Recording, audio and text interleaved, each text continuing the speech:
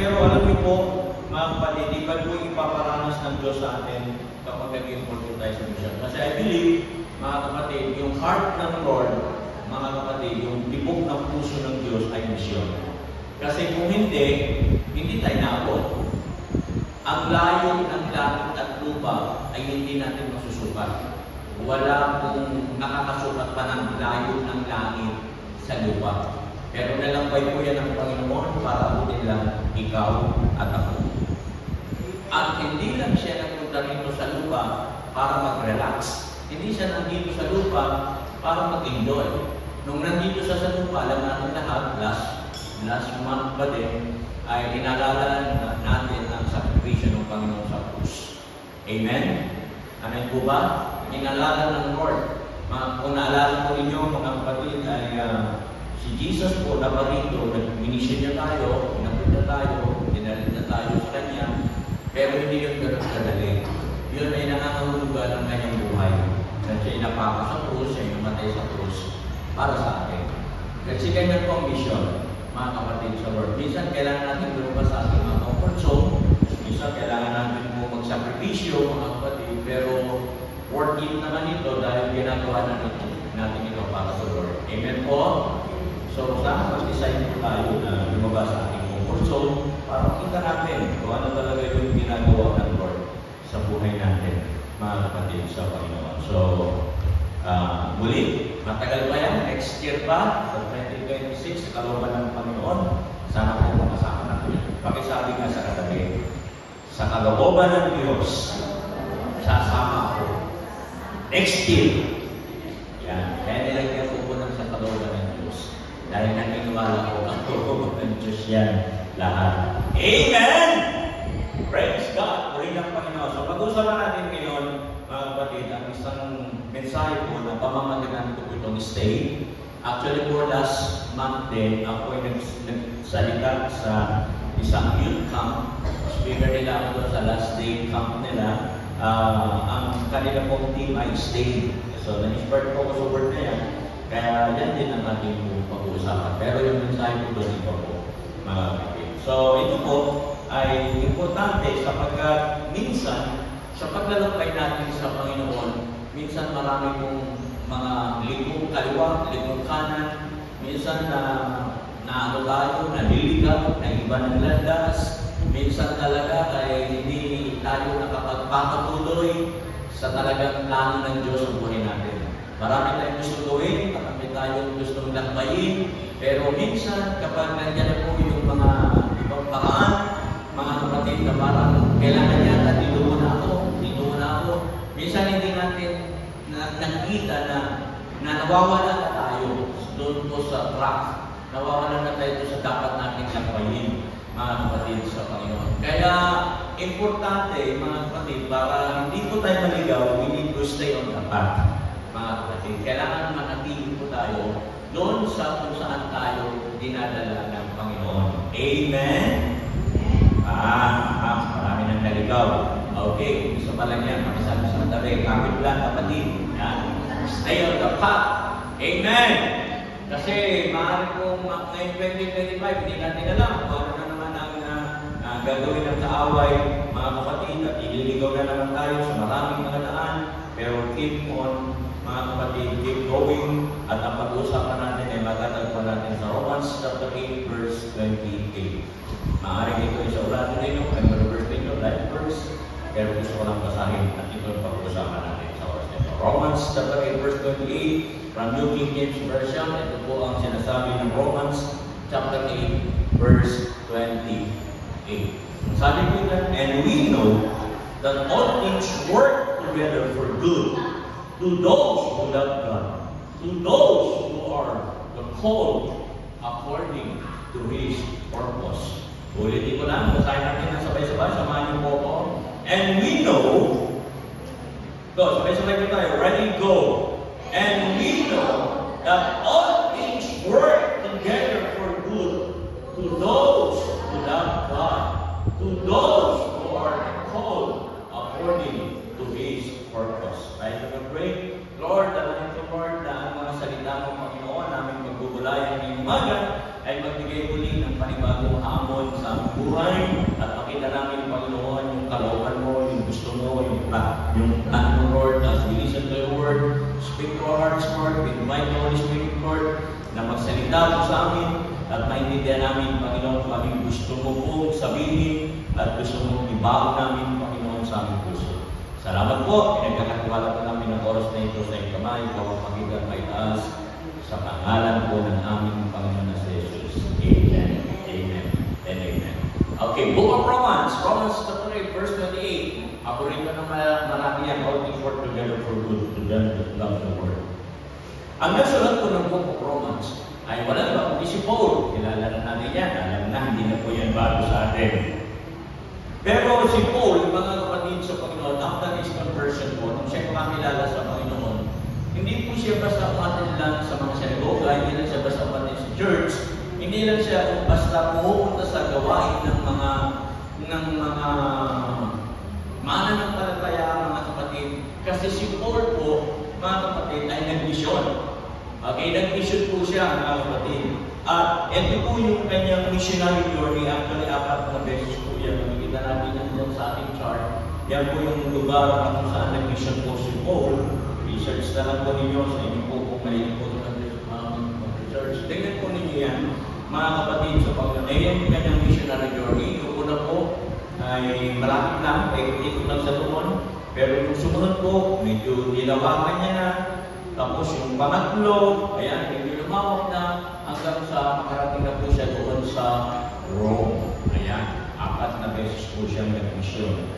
Hindi yan ganyan kadali, mga kapatid. Ang daligdig lang sa chart natin, pero ang dami niyong pinuntahan na, ang dami niyong pinuntahan na lugar, mga kapatid.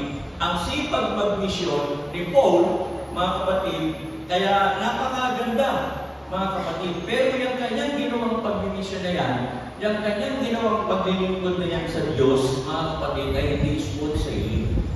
Hindi po nag-relax, nag-enjoy si Paul dyan, mga kapatid. Ang dami niyo pong hinarap na mga pagsubok, ang dami niyo pong hinarap na mga hirap, sakripisyo, sa pagsunod lamang sa kalooban ng Diyos. Alam niyo, mga kapatid, ulitin ko, gusto kong sabihin sa inyo, mahirap talaga, mga kapatid, pero dahil mahal na mahal ni Pablo ang Panginoong Jesus, okay lang yun. Kaysa naman sa mawala po yung buhay niya ng hindi man lang niya na ipagamit sa Diyos. Kaya si Pablo, mga kapatid, sa kanyang pag-mission niya, siya po ay nakaranas siya ng shipwreck. Nasira po yung kanyang barko, mga kapatid, na sinasakyan. Talagang nagpalutang-lutang siya sa dagat. Ang hirap niya, mga kapatid, sa Lord po dinala sa mission, kahit sa masakay ng bangkay, di po nasisira yung bangkay na Diyos yan. Nakakawin na yung maayos na. Di ba? Pero si Paul, mga kapatid, shipwreck siya, nakaranas siya, nagpalutang-lutang sa dagat. Siya po ay naka-experience din na siya po ay binugbog, mga kapatid sa Panginoon. Talagang hindi po siya nag-relax kasi binugbog siya. Hindi lang yun, siya po ay naka-experience din ng imprisonment sa kanyang pag-mission. Mga kapatid, siya po ay nakulong. Hindi po yan ganyan kadali. At siya po ay naka-experience din ng murder attempt. Muntik na po siyang mapatay sa kanyang pag-mission. Mga kapatid. Hirap, no? Mga kapatid, yung buhay mo nakalagay sa alanganin, pero iningatan pa rin siya ng Panginoon. Siya po ay naka-experience din ng temporary blindness. Mahirap yan, mga kapatid, yung maglilingkod ka sa Lord, tapos meron kang dinaramdam na sakit, hirap sa katawan. Hindi yung gano'n, kadali. Si Paul, mga kapatid, ay meron din siyang na dinadanas na hirap sa katawan. May sakit, mga kapatid sa Panginoon.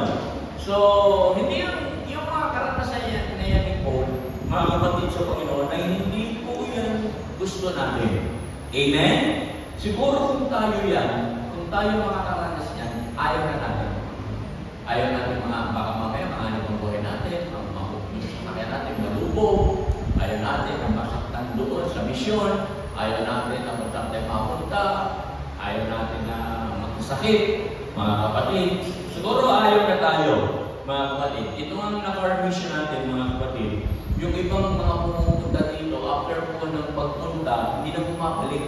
Iilan na lang talaga yung bumabalik. Mga kapatid, di ba? Yung sa mission natin ay talagang hindi talaga sila nagpapatuloy. Yung iba, sasama lang. Siguro, para lang karoon ng mission awareness, mission experience. Pero pagkatapos nun, pag nakita nila yung hirap, hindi na sila bumabalik. Pagkasabi sa katabi, mag-mission ako. Madali sabihin niya. Pero hindi po yan madali. I tell you mga kapatid, buti nga ngayon, siguro nakita ng mission team natin, yung pagpunta nila ngayon na hindi na po, wala na po ilog, isang ilog na lang tinawid. Dati ay 6-7 na ilog, lumulusong yung sasakyan sa gitna ng ilog. Ngayon isa na lang kasi lahat ay maayos na. So, dinidevelop na po ang lugar na yan. Sana, mga kapatid, sa Lord, makita natin ang magandang ginagawa ng Panginoon sa lugar na yan. So, alam niyo po, maraming karanasan sa paglilingkod, mga kapatid. Talagang pipigain tayo, paayawin tayo, talagang mag-mission ka ba? Maglilingkod ka ba? Yan, di ba? Ang hirap minsan, mga kapatid, sa Lord, kasi mahirap. Pero, ang tanong, bakit si Paul ay nagpatuloy? Kahit naranasan niya po yung mga yan. Mga kapatid, bakit nagpatuloy si Paul sa plano ng Panginoon? Bakit tinuloy niya pa rin yung plano ng Diyos? Bakit niya tinapos yung pinagagawa ng Diyos sa kanya, mga kapatid?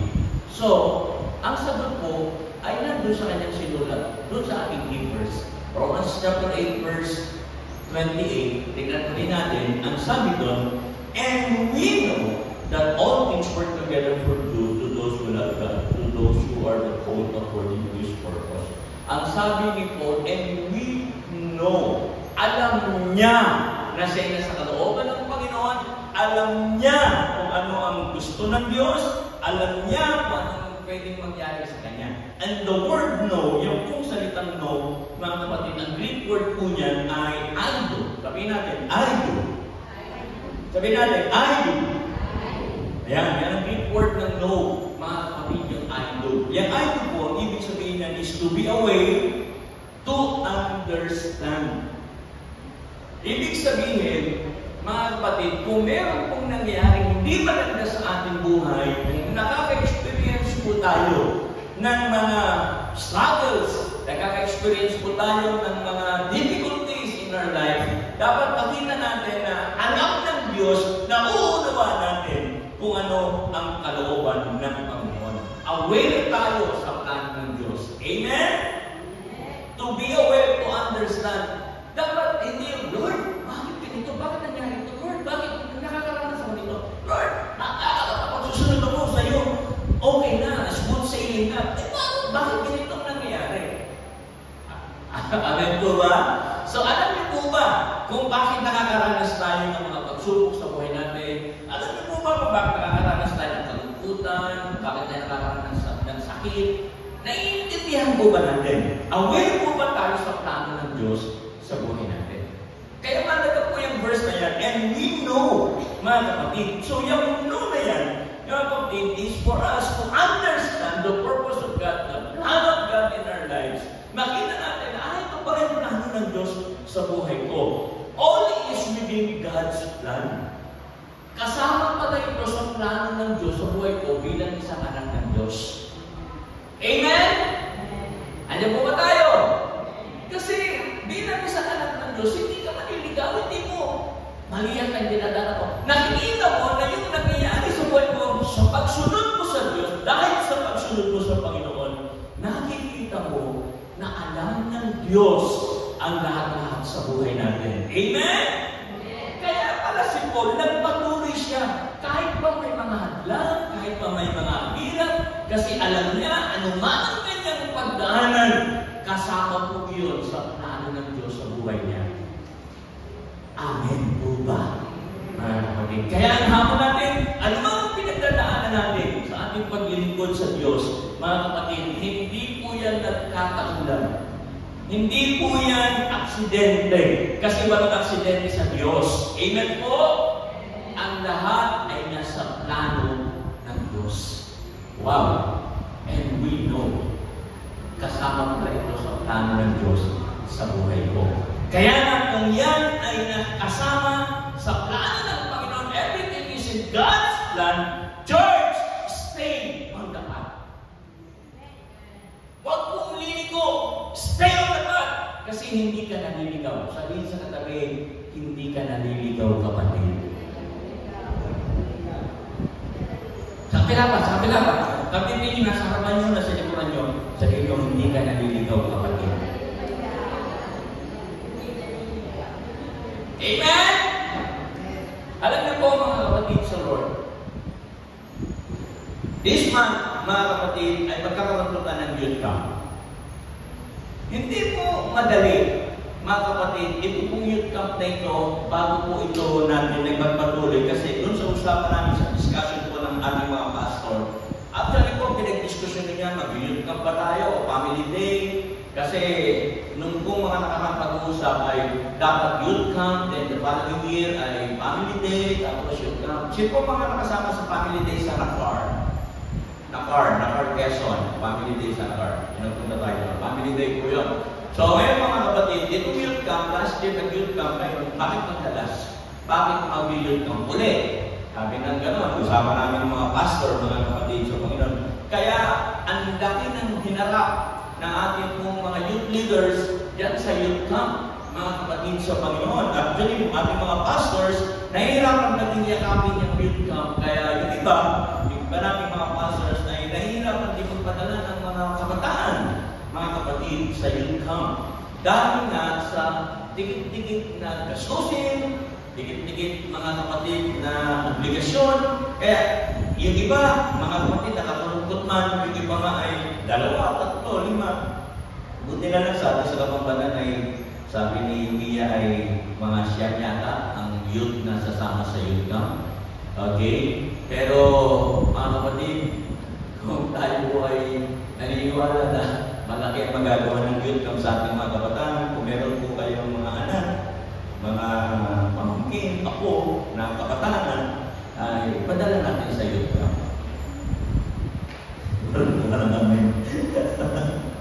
Amen po ba? Kasi malaki pong magagawa niyan, mga kapatid. Hindi po natin magiging problema ng mga youth, mga kapatid, na sila maligaw, mag-iba ng direksyon, kasi sa youth camp, madalas dyan po nakikita ng mga kabataan ang calling ng Lord sa kanila. Yung kung saan po sila tatawagin ng Panginoon. So, hindi sila mapupunta sa sanlibutan, hindi mapupunta sa bisyo, hindi mapupunta sa kaaway. Kaya, I encourage your parents to bring, mga kapatid, your children, yung mga youth natin, yung mga pamangkin, at supportahan po natin ang youth camp. Amen? Hindi yan madali, mga kapatid, sa Panginoon. Kaya gusto ko lang sabihin natin, and we know, pero alam natin, na bawat activities ng ating mga iglesia, mga kapatid, ay kalooban ng Panginoon. Kung babalikan po natin yung salitang I do, yung Greek word ng no, mga kapatid sa Panginoon, may dalawang salita pa tayo makuha dyan sa word na I do. Mga kapatid, una po ay yung idus. Idus. Nang ibig sabihin ay seeking. Seeking, mga kapatid, yung idus. Ibig sabihin, mga kapatid sa Lord, kapag hindi pa natin nasisik ang Lord, kapag hindi nyo pa po alam kung ano yung gusto ng Lord sa buhay ninyo, nagsisik pa lang kayo. So now is the time, mga kapatid, na pag sinik natin si Lord, tiyak hindi tayo bibigay ng Diyos. Amen? Hi, Diyos, mga kapatid. At napakaganda po niyan. Pag nakita mo po yung gusto ng Lord, yung kalooban ng Diyos sa buhay mo, nasik mo na siya, ayan, yan na din yung time na tayo po ay magiging part sa church. Yan na po yung mag-involve na tayo sa ministry ng church. Yan na po yung hindi na tayo basta dadalo, alam natin may part tayo sa iglesia ng Panginoon. Amen? Amen po ba? At dahil dyan, mga kapatid, pag involve na natin yung ating sarili sa kalooban ng Panginoon sa ating buhay, we will experience more of God. Talagang, Lord, totoo ka sa buhay ko. Hindi lang pala ikaw kilala ko, na-experience din kita. Iba kasi yung kilala mo ang Diyos sa na-experience mo ang Diyos. Iba po yun. Iba yung kilala sa nararanasan ng Diyos. Sino po dito sa atin ang nararanasan ng Diyos? Iba yun, mga kapatid sa Panginoon. Kasi pag natagpuan mo siya, pag sinip mo siya, ay Diyos, mga kapatid sa Lord, matatagpuan mo siya at sasabihin niya, totoo ako ito, ako ang iyong Diyos. Okay? Ipaparanas ko sa iyo kung sino ako. Ganun yung idols. Kaya sabi mo, Lord, I know you. Kilala na kita, idols. Ikaw talaga yung hinahanap ko. Ikaw talaga yung Diyos na totoo. Ikaw talaga yung Diyos na pagdirektoran ko. Wow! Hallelujah! Nagkapanan po ba natin ang tunay na Diyos? Amen? Amen po ba? At dahil na yung second word, mga kapatid, mula din sa Aino, mga kapatid, is the word oikeos.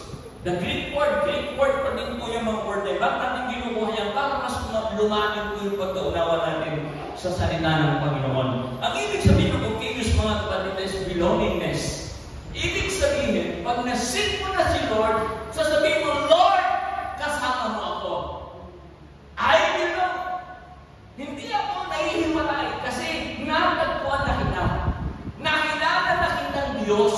Ikaw na yung aking Diyos. Lord, sama ako sa iyo. Amen? Oikeos, Lord, kung ano yung plano mo, kung ano yung gusto mong gawin sa buhay ko, yun ang mangyari. Hindi yung gusto ko. Kaya nga, yung belongingness na yan, mga kapatid, nararanasan natin yan sa pamilya ng Diyos. Amen! Kaya sa church natin, mga kapatid, ang turing natin sa isa't isa, pamilya. Tingnan mo nga yung katabi mo. Tinuturing mo bang kapamilya yan? Yan katabi mo. Amen po ba, mga kapatid? The church is our family. Makikamayan mo, sabihin mo, kapamilya. Amen! Praise God. So, dahil tayo isang pamilya, this is our home. Bahay natin ito. Amen ba? Mga kapatid, oikeos. Alam mo mga kapatid sa Panginoon, dahil tayo isang pamilya, dahil kasama tayo sa isa't isa, hindi tayo stranger, mahalaga na maintindihan natin, kailangan bilang isang pamilya ng Diyos, kailangan tayo ay solid. Amen! Kailangan tayo ay solid! Amen! Pagkasabi sa katabi, solid.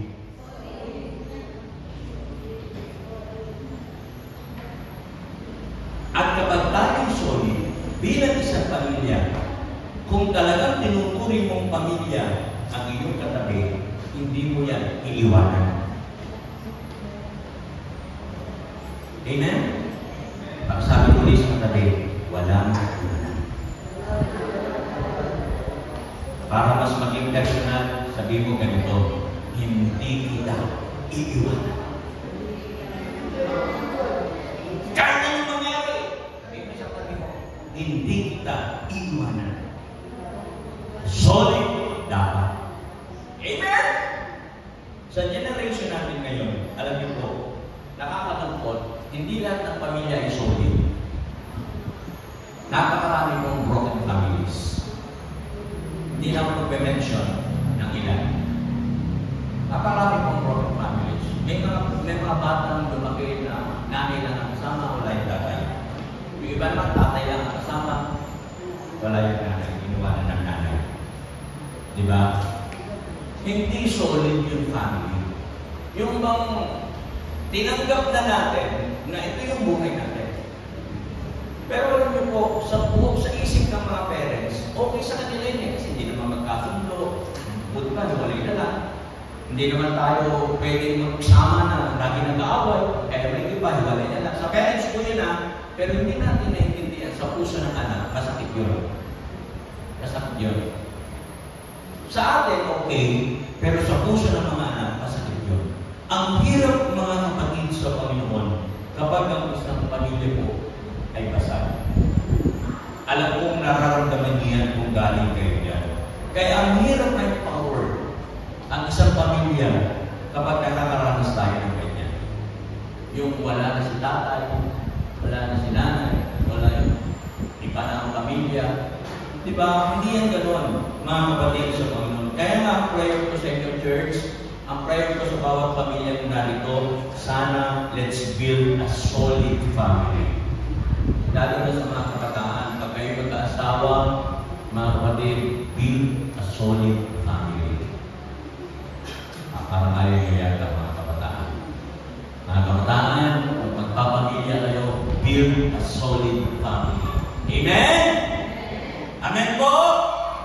Hindi po yan ganun kadali. Pero that's my prayer, mga kapatid. Pero kung may papakilala sa inyo, na-research ko lang po ito, mga kapatid, tingnan mo, kilala niyo po ba yan kung sino yan?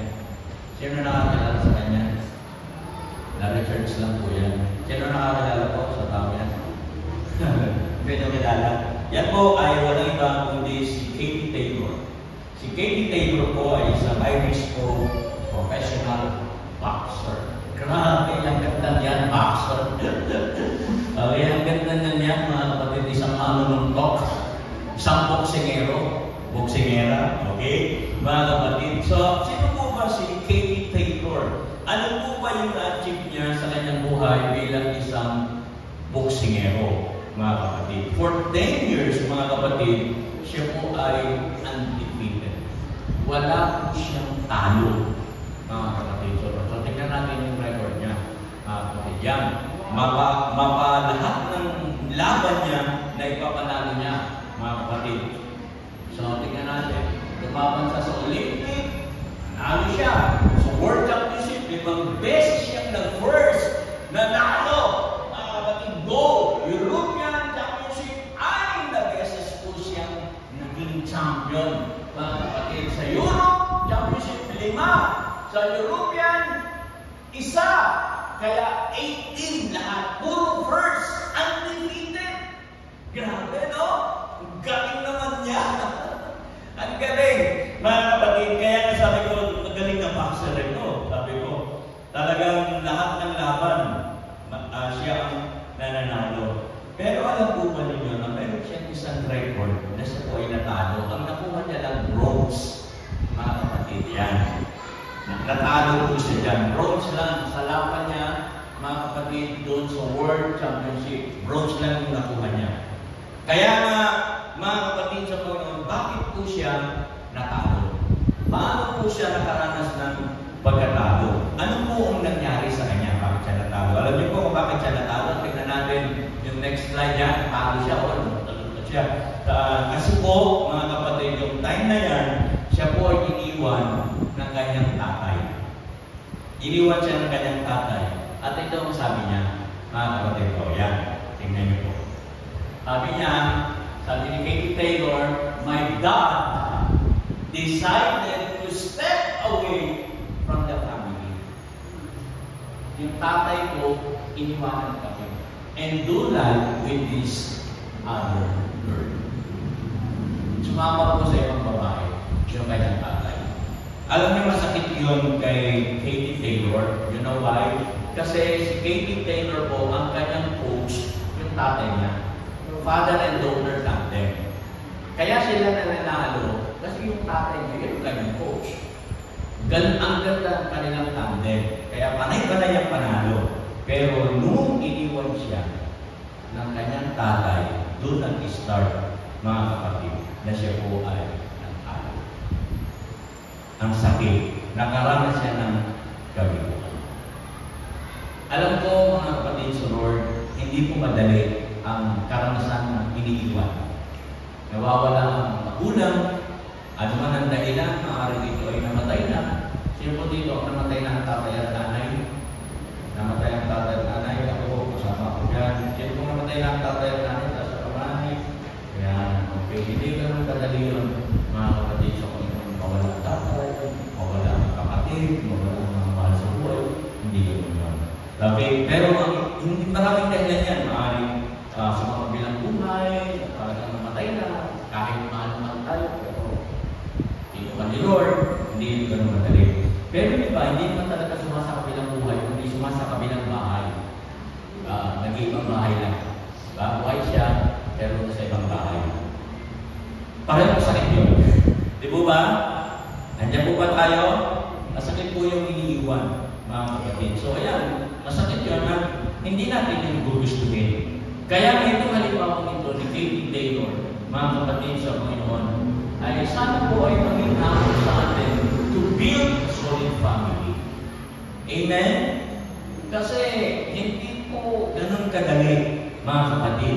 Akala natin okay, sa mga naghihiwalay, akala nila okay yun, pero hindi nila naiintindihan yung pain na dinadala naman sa pamilya, mga kapatid sa Panginoon. Well, andyan na tayo, nangyari na, wala na tayong magagawa, pero kapag nasa ganyan po tayong sitwasyon, all we need is kailangan lang po, huwag mawawala yan. Sabi natin po. Sabi natin po. Yan. Kailangan hindi po yan mawawala, mga kapatid, sa Lord, sa buhay natin. Amen! Umaasa pa rin tayo ng mga magandang gagawin ng Diyos sa buhay natin. Ano ba yung hope na yan? Kailangan lang maging humble tayo. Huwag tayong magpayabang, mga kapatid. Maging humble tayo sa Lord, mga kapatid, sa Panginoon, at dapat lagi tayong open sa purpose ni Lord. Dapat lagi tayong bukas sa gusto ng Diyos sa buhay natin. Dahil kung gano'n, mga kapatid, yan po natin mararanasan na tayo po ay may empowered ng Panginoon Jesus. Amen! Kaya yung verse natin, balikan natin yung verse natin, and we know, ano sabi doon? That all things work together for good. Ano man yung nangyari sa pamilya natin, ano man yung nangyari sa buhay natin, ano man yung pinagdaanan natin, masakit man yan, all things work together for good. Umasa po tayo may maganda pa rin gagawin ang Diyos. Ano po ba tayo? Ano po ba tayo? Sabihin natin, all things work together for good. Amen! Alam niyo po yung word na good, mga kapatid, yung salitang good dyan. Mga kapatid, ang Greek word dyan is agathos. Mga kapatid, ano ba yung ibig sabihin ng agathos? Agathos is closely tied to God. Kasi Diyos lang ang mabuti. Amen! Kaya nga lagi natin sinasabi, God is good!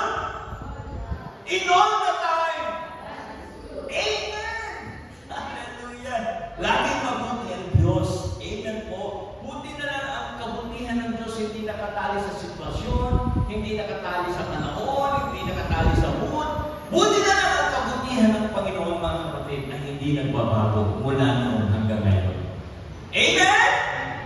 Nakatali, mga kapatid. Kaya kung gusto natin ma-experience yung goodness ng Diyos sa ating buhay, mga kapatid, ito lang po ang gagawin natin. We must be aligned with God's will. Kaya dapat lagi tayong nandun sa kalooban ng Diyos. Nandun tayo lagi sa gusto ng Diyos. Amen! Kaya nga, prayer ko may umaga, mga kapatid sa Panginoon, sana mag-desisyon tayo, mga kapatid, ng ang plano ng Diyos ang masusunod sa buhay natin. And we will always walk together with God. Lalakad tayo nakasama ang Diyos na mabuti. Amen! Together with God, lalakad ako nakasama ang mabuting Diyos. Hindi man maging mabuti ang sitwasyon ng ating buhay, hindi man maging mabuti ang ating mga karanasan, dahil kasama ko ang Diyos na mabuti, meron pang mabuting mangyayari sa buhay. Amen! Together with God, we will move together with God. Mga kapatid, kung naiintindihan niyo po yung ating pinag-usapan, ang sarap magtiwala sa Diyos na mabuti.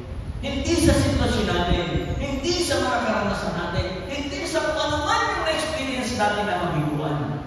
Alam natin, meron tayong kasamang mabuting Diyos.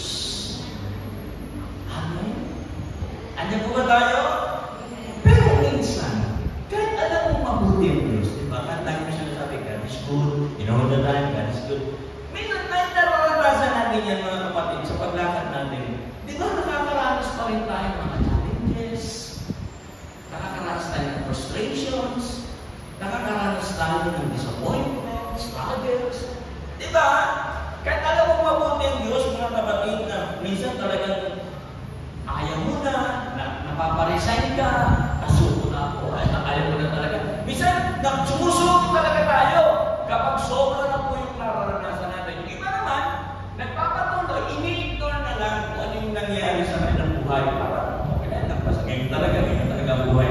Alam niyo po, mga kapatid, minsan, ganito yung experience natin. Minsan, nasa last thread na tayo ng ating buhay.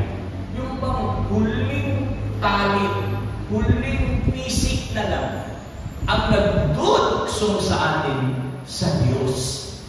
Huling pisik na lang. Parang, pag napatid ito, ayaw ko na. Diba? Konti na lang, aayaw na tayo. Konti na lang, bibitaw na tayo. Nasa last thread na tayo. Mga kapatid, parang, kailan ba matapos ito? Kailan ba? Parang, ayaw ko na. Last thread na talaga. Diba? Kasi po, nasa last thread na dito, parang mapuputol na, ayaw na, susuko na, ayaw ko na! Ayaw na ako, alis na ako! Okay, last thread na. Mga kapatid, tingin sa katabi, mukha mo po siyang nasa last thread na. Hindi katabi mo, ano sa huling PC? Bibitaw ka na ba? Bibigay ka na ba? Mga kapatid, di ba ganoon? Mga kapatid sa Lord. Kaya na ang tanong, pag nasa last thread na tayo ng ating buhay, mapapatunayan pa ba natin na mahal natin ang Diyos? Kapag nandun ka na sa last thread, sasabihin mo pa rin ba, Lord, I love you pa din. Kahit nasa huling pagkakataon na PCL, I love you pa rin. Kaya nga sabi ng verse, and we know that all things work together for good to those who love God. Yung lahat ng mga nangyayari na kahit nasa huling isip ka na, still, sasabihin mo pa rin, I love you, Lord. Mahal pa din kita. Kahit parang bibitaw na ako, kahit parang susuko na ako, parang aalis na din ako, Lord! Gusto kong sabihin na mahal pa rin kita. Andyan po ba tayo? To those who love God. Alam niyo po itong love na ito, mga kapatid sa Panginoon. Sa Greek word again, ito po ay agapaw. Ang ibig sabihin po ng love is agapaw. Agapaw is an actual word. Ang noun po niya is agape. Mga kapatid, yung love, agape po. Pero yung actual word niya is agapaw. Ang ibig sabihin ng agapaw, mga kapatid, ay unconditional love. Pag-ibig na walang kondisyon. Lord, kahit ganito ang nangyari sa akin, gusto kong sabihin na mahal pa rin kita. Kahit anong kondisyon meron ako, Lord. Hallelujah. Gusto kong sabihin na mahal pa rin kita. Kahit anong bagyo ng aking buhay, kahit anong nangyayaring pagsubok, mabibigat na pagsubok, kahit hindi okay ang buhay, Lord, sabihin na mahal pa rin kita. Amen? That's agapaw. Mga kapatid sa Panginoon, it includes choice. Pipiliin mo pa rin na mahalin ng Diyos kahit anong nangyayari sa buhay mo. Kahit naghihirap ang iyong kalooban, kahit naghihirap ang sitwasyon, pipiliin mo pa rin, mga kapatid, na mahalin ng Diyos. And we will still prefer to live with Christ. Amen? Talagang pipiliin mo pa rin na, Lord, sa'yo pa rin ako. Kahit anong mangyari, kahit anong turbulence ng buhay ko, Lord, kahit anong pagdidibling ng kaaway na mangyari sa buhay ko, Lord, gusto kong sabihin na mahal pa rin kita. Hindi ako lalayo sa'yo. Amen? Kahit parang, Lord, dito sabi mo pa rin sa Lord, tatas ka na kami sa Panginoon, Lord, I love you. Kahit gusto ko na bibigay ito, kahit gusto ko na bibaya, gusto ko sabihin na.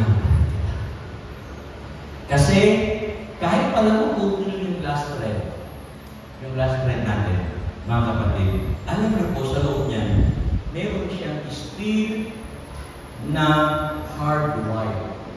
Doon sa loob ng last thread. Yung steel hardwire. At ito yung ating Panginoon, mga kapatid na magkakapit sa atin, hahawak sa atin kapag tayo yung bumitaw na. Kasi tayo, yung lakas natin, may limitasyon yan. Hahawak tayo sa Lord, pero darating yung panahon bibitaw tayo. Hindi mo pwedeng ipagmalaki na hindi ako lalagay sa Lord. Pag-ilig ito sa Panginoon, kahit anong nangyari. Pero alam ng kaaway yan, yung lakas mo kung hanggang saan. Alam ng Lord kung hanggang saan ka tatagal. At alam na kung bisitan. Kaya sabi ni Satan, wala na to. Ibigay na to, susuko na to. Last na, ubus na yung lakas ka. Alam din ni Lord yun. At pag tayo bumitaw, mga kapatid, gusto kong sabihin sa iyo, hindi ka bibitawan ng Diyos. Kapag nauubos na yung lakas mo, kapag hindi mo na kaya, merong Diyos na aawa sa iyo. Merong Panginoon na hindi susuko sa buhay mo. Amen. Amen po. Grabe si Lord po. Kasi alam niya na minsan yung last night natin, Lord, isa na lang, putol na ito. Isa na lang, Lord. Isa na lang, ayaw mo na. At pag bumigaw yun, pag bumitaw, sabi ni Lord, anak, nakapitaw ka na, huwag kang mag-alala. Ako naman ang ahawak sa iyo. Ang Diyos naman ang ahawak sa iyo. Amen. Are you thankful that I'm just like that? Papasalamat tayo sa Lord. Hallelujah. Grabe, kaya mga kapatid, tuloy na. Sa'yo naman, mga kapatid, lahat tayo po, mga kapatid, nagkakaranas ng hirap, mga kapatid, sa paglilingkod. Pero kapag tayo nagpatuloy, kapag tayo nag-stay on the path, mga kapatid, we will be simply amazed, mga kapatid, of what God can do to your life. Mga akala mo, last hope na, akala mo last resort na, pero hindi pa pala, akala mo nasa dead end ka na, pero meron pa palang magandang gagawin ang Diyos sa buhay mo. Tignan mo yung katabi mo, sabi mo sa Kanya, may magandang gagawin pa ang Diyos. Dugsungan mo ang sabi mo, and you will be amazed. Mamamangaka sa magandang gagawin ng Diyos sa buhay mo. Amen? Hindi mo man naiintindihan ngayon, mga kapatid, kung bakit ka dumaraan sa mga ganyang sitwasyon, stay the path. Kasi ito yung gusto ng Diyos para sa iyo. At gusto ng Diyos, mga kapatid, na ang buhay natin ay maging solid. Kailangan solid tayo, mga kapatid. And He wants to work together with you. Gusto ng Lord na kasama natin siya, mga kapatid. And God will show His power even in bad times, mga kapatid. At makikita mo, you will be amazed. Mamamangha ka talaga. Kung gusto natin yan, ano ba ang gagawin natin? Para natin ba talaga yung blessing ng Lord, yung goodness ng Diyos, para sa iyo yun? Amen? Hindi mabuti ang Diyos para sa kanyang sarili. Yung goodness niya, para sa iyo to experience the goodness of God. Nararanasan mo bang mabuti ang Diyos? Nararanasan mo bang mabuti ang Diyos? At sa muling bahagi ng ating keywords, and we know that all things work together for good to those who love God, to those who are called according to His purpose. And the word called in Greek word, mga kapatid, is kletos. Kletos yan. Anong ibig sabihin ng kletos? It is special invitation. Tinatawagan tayo ng Panginoon na magtiwala sa Kanya. Tinatawagan tayo ng Lord na makaranas ng Kanyang kabutihan. God is inviting you. God has a special invitation on you. Anak, I'm here. Tinatawagan kita, I want you to experience me. Gusto ko maranasan mo ako. Gusto ko maranasan mo aking kabutihan. Hindi ang sitwasyon mo, ang panahawakan mo, hindi ang kabiguan mo, hindi ang mga masasakit na karanasan mo, kundi ako. God is calling us. Tinatawagan tayo ng Lord. Gusto ng Lord na tayo pagpalain. Gusto ng Diyos na tayo makaanas ng masaganang pagpapala. Amen! Amen po ba? Hindi gusto ng Diyos na umiyak ka,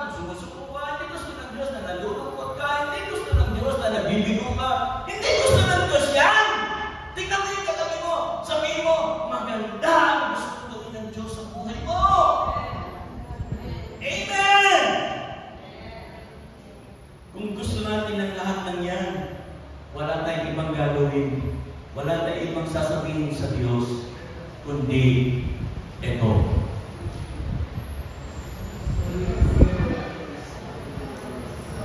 Gusto ba natin ng pagpapala ng Panginoon? Gusto ba natin madama ang pag-ibig ng Diyos? Gusto ba natin maramdaman ang pagsama ng Diyos? Amen? Gusto ba natin mamangha sa magandang gagawin ng Diyos? Wala tayong gagawin, kundi sabihin sa Lord, yes, Lord.